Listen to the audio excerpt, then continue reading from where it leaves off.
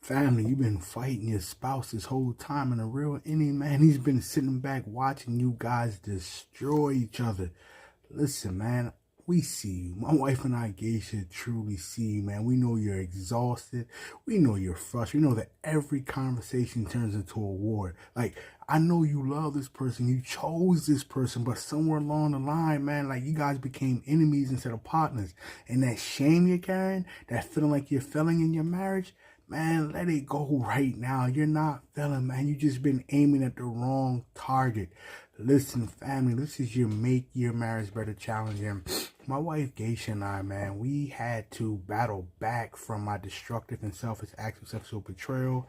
And through the grace, mercy, and favor of God, we was able to walk through that wilderness of her pain, her hurt, her shame, and also my pain and my guilt. And we was able to rebuild our marriage, and it's now healthier and thriving, and, you know, even after the betrayal. So listen, now we're both ministers, we're both marriage mentors, and we are waging war on unhealthy, unproductive, and unfulfilled marriages. So listen to me right now. Ephesians 6:12 tells us, right?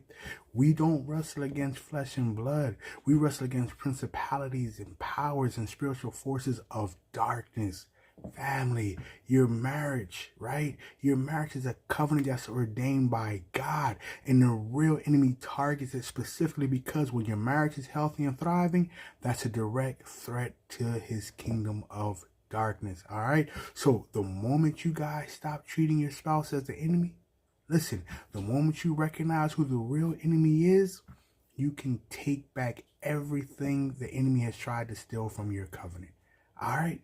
Listen, think about this, right? Picture this with me.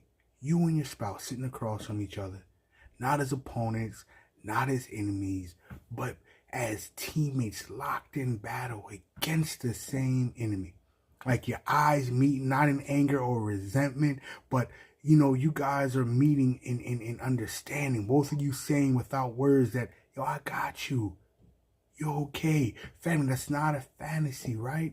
Understanding that's not a dream. That is God's original design for your marriage. And it's available to you right now if you will stop fighting each other and start fighting together. All right, so here's your next step. Here's what I want you to do, right? Do this tonight. Before you lay your head down, say one thing to your spouse. Just one thing that says, you're not my enemy. You're my partner.